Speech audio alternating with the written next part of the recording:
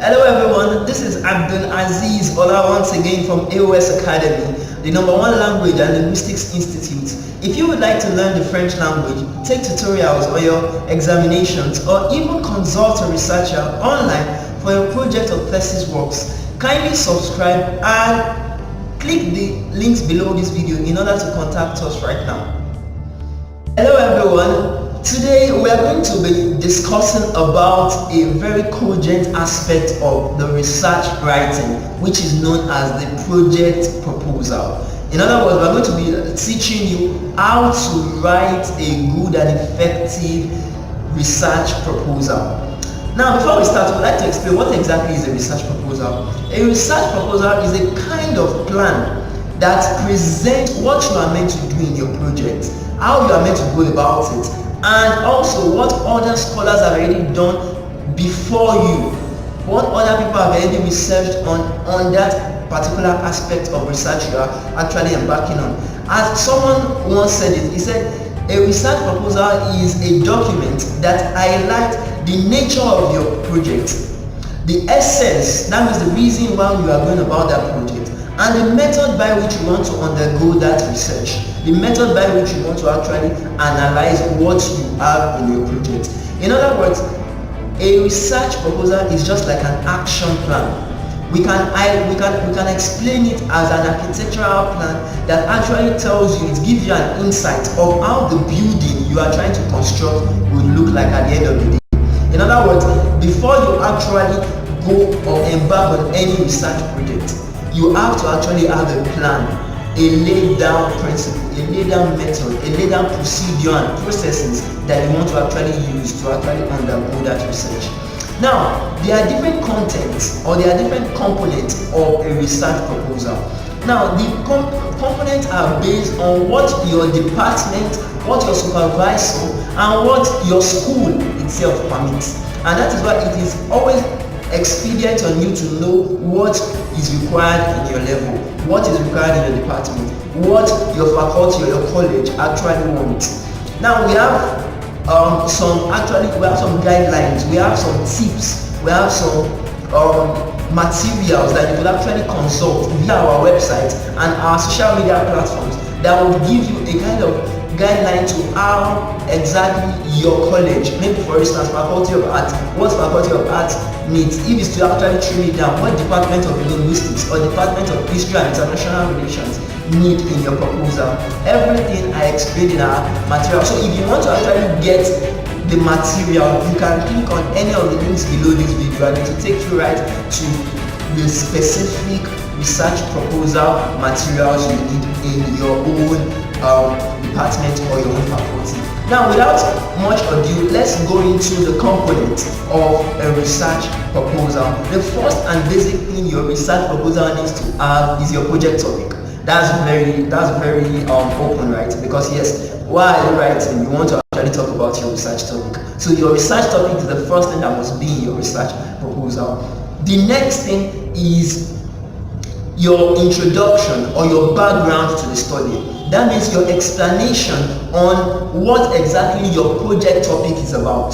Take for instance a research project on maybe the use of social media amongst teenagers and a case study of the University of Ilorin. That is a project topic that needs you to explain what exactly social media is all about. Now, the kind of social media platform you want to make use of in order to bring out your research. Is it Facebook you are focusing on? Is it WhatsApp? Or is it even Twitter in conjunction with Instagram?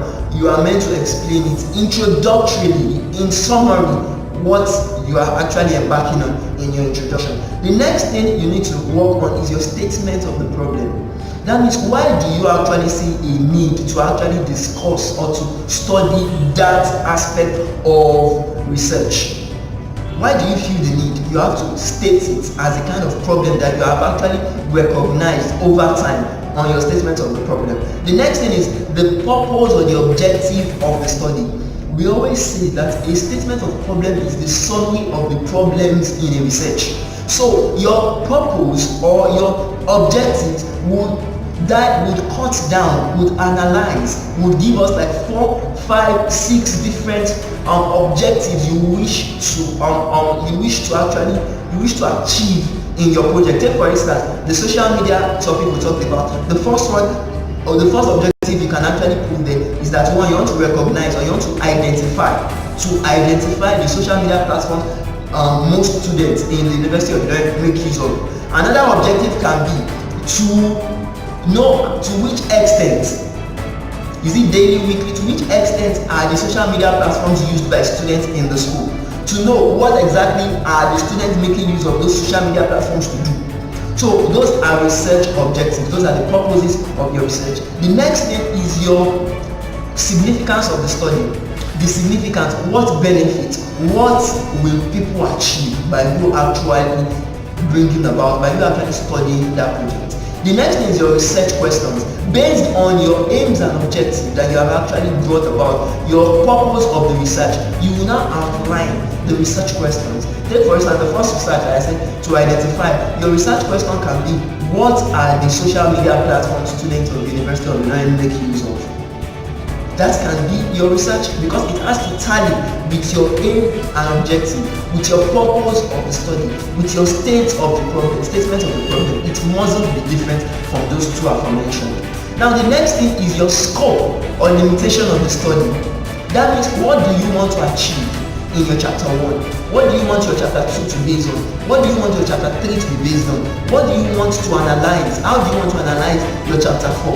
You have to explain it in terms of chapters, and what you are going to do and what you are not going to do. That's on your limitation. What you are going to do, are you going to focus on an aspect of the social media? Are you going to focus on an aspect of the platforms people are making use of? Or you are going to take everything in unison? And that reminds me, we have over 22 social media platforms apart from the ones we actually know. So you can't exhaust it. You must pick 2, 3, or even 1, depending on how your supervisor, how your department actually wants you to tackle that problem, or how you deem fit to actually be able to work on that research work. So you have to be limited. You can't be a jack of all trades. You have to be limited in your research. So that is what limitation of the study is based on. The next thing is your research method and your research design. This is the methodology you want to apply while you are doing your analysis. While you are doing your analysis, there are various social media platform methodologies, various research designs you can actually use when you are analyzing the use of social media. It may be on the social sciences, you may take your mass communication methodology, depending on any theory that you feel that you can actually make use of. We always say something when it comes to research methodology, that do not do not allow your data to be distorted. Rather, conform your methodology to your data. Don't change your data because of your methodology. Rather, change your methodology because of your data. We'll still be explaining that when we come to how to actually go about your research methodology. That would be a class for another day. The next thing is the population, the sample, and sample procedure. You have to know that in order to carry out a research, you can't take all the population. Take for instance the University of Ilorin students we talked about in the research work. You can't interview, or you can't give all the students of the University of Ilorin questionnaires. We have over 5,000 students. That is just too much. Do you understand? So if you are working on a questionnaire, for instance, you can just administer like 150 or 200 questionnaires. Now, how you are going to go about it, the way you are going to sample, the way you are going to select, because that's what sampling deals with. You are going to select from the population. So the way you are going to select, are you going to select through the use of the the effective selection? Is it which kind of sampling model are you going to adopt? Which kind of sampling procedure are you going to adopt? You have to explain it briefly in your research project proposal. The next thing, which is the final, is the data analysis procedure. How are you going to analyze your data that you have collected? Which theoretical framework are you going to adopt in analyzing your data that you collected? Now, these things, as I've said earlier, they vary from department to department, from supervisor to supervisor. So your supervisor may not want all of what I just listed. Some may want just 3 or 4 of them. The main thing is that these are some of the things, or let me say most of the things your research proposals are always based on. So if you want to know, once again, if you want to know what your department, based on the years of research assistance you have rendered to students, if you want to know the kind of research proposal that is required for your department or for your supervisor, depending on what we have worked on over the years, you can click on the link below this video in order to get our specific materials on the particular department you are, or the faculty you are, or the college you are, or even the aspect of research you are working on in your department. Because you believe me, for a department like linguistics now, for instance, linguistics has different areas. You have phonology, we have morphology, we have syntax. The way you are going to give a proposal for the phonology is different from the way you will give your proposal for the syntax aspect of the department. So you have to know the kind of proposal you need and what you actually need to do in order to be able to develop a standard, good and remarkable research proposal. Thank you very much. I do hope you got value from all what we did today. If yes, please give a thumbs up to this video, like, comment and share. Don't just hold the knowledge of what you got from this video to yourself. Share it to all your other friends that are currently working on research, be it a project or a thesis work. Thank you very much. We do hope to see you another time. Do have a lovely day. Bye bye.